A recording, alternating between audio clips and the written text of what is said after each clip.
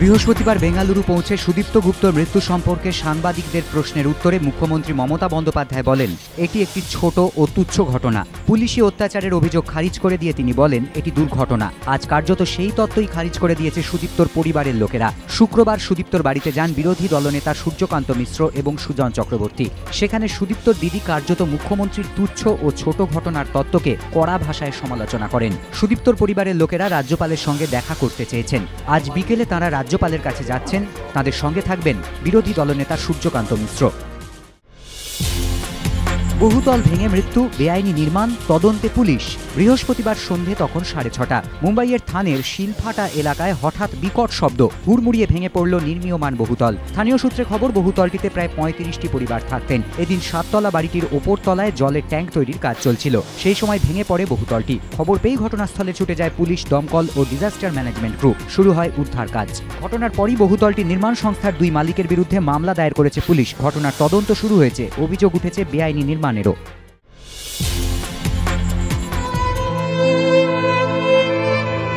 একটি ছাত্রের মৃত্যু, যার জেরে ভরা চৈত্রেই রাজ্য রাজনীতিতে কালবৈশাখী। কেন অকালে চলে যেতে হলো বছর 22-এ সুদীপ্ত গুপ্তকে? উত্তর খুঁজতে গিয়ে অনেকেই চলে যাচ্ছেন রোগের শিকড়ে, যা প্রথিত হয় বহু বছর আগে। ছাত্র রাজনীতি করে রাজনীতির মূল স্রোতে উঠে আসার একাধিক উদাহরণ আছে এ রাজ্যে। মমতা বন্দ্যোপাধ্যায়, সুব্রত মুখোপাধ্যায়, প্রিয়রঞ্জন দাসমুন্সী থেকে সুভাষ চক্রবর্তী, শ্যামল চক্রবর্তী। কিন্তু শিক্ষাঙ্গনে রাজনীতির এই দাপট কতটা যৌক্তিক, এই বিতর্ক আজও চলছে। অনেকেই শিক্ষাঙ্গনকে সম্পূর্ণভাবে রাজনীতি মুক্ত করার পক্ষপাতী। তাদের কথা অনুযায়ী শিক্ষাঙ্গনে শুধুই শিক্ষার চর্চা হওয়া উচিত, যেখানে রাজনৈতিক দলগুলির পতাকার তলায় নির্দিষ্ট রঙের অনুগত হয়ে ছাত্রছাত্রীরা প্রতিদ্বন্দ্বিতায় মেতে উঠবেন না। প্রায় প্রতিদিন প্রতি মুহূর্তেই এবিজি চলে যাওয়ার মাসুল গুনতে হচ্ছে হলদিয়া বন্দরকে। ক্রমেই চড়ছে ক্ষতির পাহাড়। 2010-এ হলদিয়া বন্দরের 2 এবং 8 নম্বর বার্থে অত্যাধুনিক মোবাইল হারবার ক্রেন দিয়ে জাহাজ থেকে পণ্য খালাসের কাজ শুরু করে এবিজি। প্রথমে দফায় দফায় শ্রমিক আন্দোলন, পরে আধিকারিক অপহরণের অভিযোগ।